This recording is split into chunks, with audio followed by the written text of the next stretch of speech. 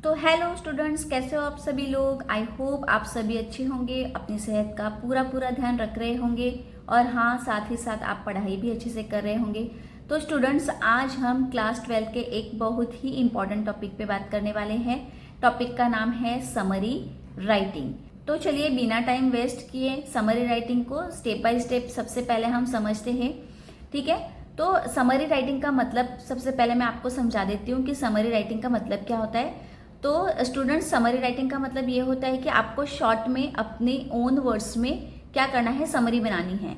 जैसे कि मान लो आप पिक्चर देखने के लिए चले गए, आप पिक्चर देखकर आते हैं तो आपको घर वाले या फिर आपके फ्रेंड्स में से कोई भी पूछता है कि भाई पिक्चर कैसी थी, तो आप उसको पूरी स्टोरी तो नहीं, पूरा एज इट इज जैसा आपने 3 घंटे का पिक्चर देखा है वैसा तो नहीं उसको बताते आप क्या करते हो, अपने वर्ड्स में, अपने ओन वर्ड्स में क्या बताते हो, उसे स्टोरी शॉर्टकट में बताते हो। यानी कि 3 घंटे की जो पिक्चर है वो आप उसको 3 मिनट में बताते हो। ठीक है, तो इसे ही हम समरी राइटिंग कहते हैं। आपको शॉर्टकट में मैंने समझा दिया है, ज़्यादा टाइम हम यहाँ पर नहीं लेंगे, सीधा टॉपिक पे आते हैं। तो सबसे पहले है ना, समरी राइटिंग करने के टाइम पे आपको क्या क्या बातों का ध्यान रखना है, किन किन बातों का ध्यान रखना है। एक्चुअली बच्चों को समरी राइटिंग तो बहुत ईजी लगता है कि ठीक है ना, बहुत एक पैसेज दिया है उसको शॉर्टकट कर देना है, तो आधा लिख लो और आधा उसको आधा स्किप कर दो, तो इसे ही समरी राइटिंग। बट ऐसा नहीं है स्टूडेंट्स, आपको समरी राइटिंग करते वक्त बहुत सी चीज़ों का ध्यान रखना है। अगर आपको 3 में से 3 यानी कि 3 आउट ऑफ 3 पूरे मार्क्स चाहिए तो किन किन बातों का आपको ध्यान रखना है समरी राइटिंग करने से पहले। तो चलिए आइए देखते हैं।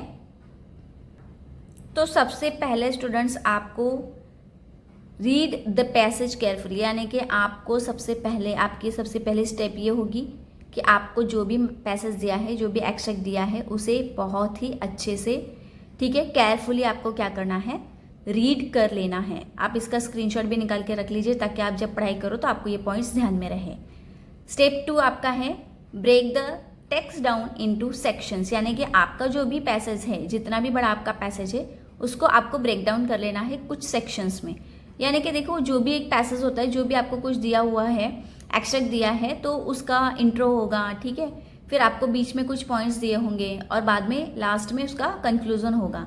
तो इन सब चीज़ों को आपको डिवाइड कर लेना है अच्छे से, ताकि आपका एक भी सेक्शन कम या ज़्यादा ना हो। आप एक सेक्शन में से बहुत ज़्यादा लिख लिया आपने, दूसरे सेक्शन में से थोड़ा सा कम लिखा, ऐसा ना हो, कम या ज़्यादा ना हो। इसीलिए आपको क्या करना है, हर एक सेक्शन को डिवाइड कर लेना है।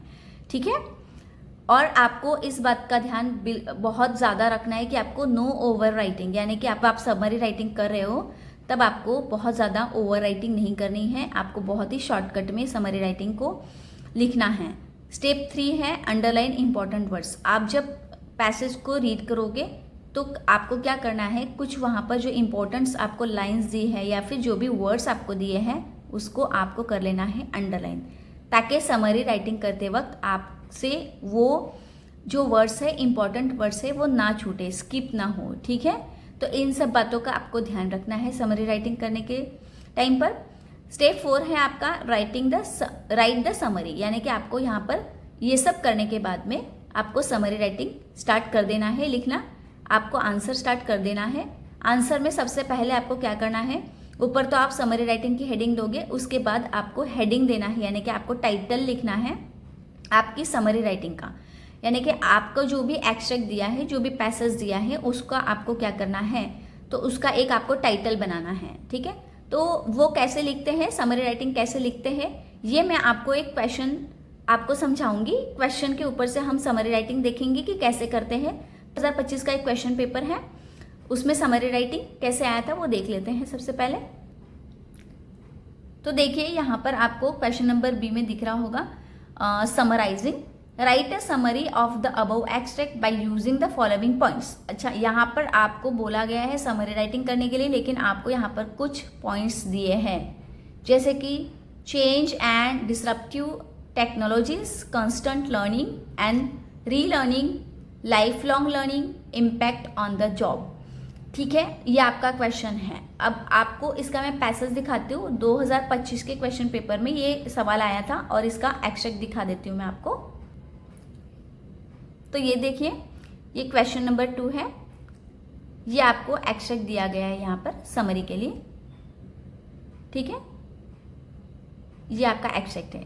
तो सबसे पहले हम क्या करेंगे, मैंने आपको स्टेप बताए थे कि फर्स्ट स्टेप में हम क्या करेंगे, इसको बहुत अच्छे से रीड कर लेंगे, ठीक है। Read the passage carefully. उसके बाद आपको इसको ब्रेक डाउन करना है, कुछ सेक्शंस में इसको डिवाइड करना है। देन आपको अंडरलाइन कर लेना है इंपॉर्टेंट वर्ड्स, ताकि समरी राइटिंग करते वक्त कुछ इंपॉर्टेंट चीज़ें हमसे मिस ना हो। और उसके बाद आपको तुरंत ही समरी राइटिंग लिखना स्टार्ट कर देना है, ठीक है। तो ये है एक्सट्रैक्ट। अभी इसका हम आंसर देखेंगे। देखिए आंसर समरी राइटिंग आपको ऊपर हेडिंग में देना है। क्वेश्चन नंबर आपको बहुत ही ध्यान से लिखना है, क्वेश्चन नंबर आपको रॉन्ग नहीं करना है। कभी कभी बच्चे घबराकर या फिर बहुत ज़्यादा नर्वस हो जाते हैं, तो क्या होता है उनसे क्वेश्चन जो नंबर होता है वो रॉन्ग लिखा जाता है। तो इस पर आपको बहुत ही ज़्यादा ध्यान देना है, क्वेश्चन क्रमांक आपका क्वेश्चन नंबर अच्छे से लिखा हो, ठीक है। उसके बाद आपको टाइटल देना है यहाँ पर। तो टाइटल आपको आपके हिसाब से देना होगा। यहाँ पर आपको क्वेश्चन में टाइटल नहीं दिया जाएगा, टाइटल आपको खुद को बनाना पड़ेगा, ठीक है। तो आपको सबसे पहले पैसेज रीड करना है। पैसेज रीड करने के बाद वो पैसेज आपका किस टॉपिक पे दिया गया है, ठीक है, उस टॉपिक में से आपको क्या करना है, कुछ ऐसे वर्ड्स आपको टाइटल के लिए निकाल लेने हैं और वो टाइटल देना है।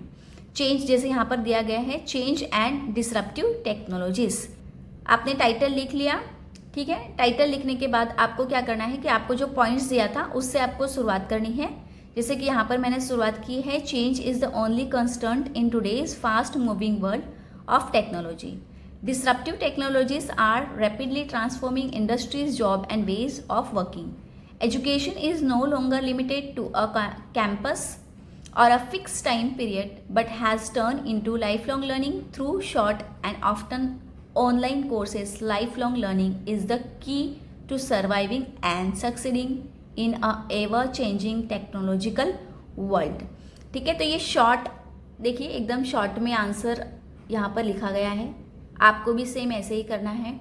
ये नहीं करना है कि आपने जो पैसेज है वो एज इट इज़ आपने लिख दिया या कॉपीराइट कर लिया, या फिर उसको शॉर्टकट करके आपने एज इट इज़ जैसा था वैसा ही आपने बस उसको स्किप कर दिया कुछ लाइंस और आपने समरी राइटिंग बना दी।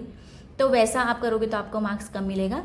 तो आपको क्या करना है, ओन वर्ड्स में समरी राइटिंग को कंप्लीट करना है। आपको जो पॉइंट्स दिए जाएंगे बस आपको वहाँ पर वो पॉइंट्स को मेंशन करना है, ठीक है। ऊपर आपको टाइटल देना है और इसका कोई ज़्यादा फॉर्मेट तो है नहीं, बस आपको समरी राइटिंग के लिए जो स्टेप्स समझाए थे बस उस बातों का ही आपको ध्यान रखना है। ज़्यादा कोई फॉर्मेट यहाँ पर यूज़ नहीं करना है, बस टाइटल देना है एंड देन आपको डायरेक्ट समरी लिखना स्टार्ट कर देना है।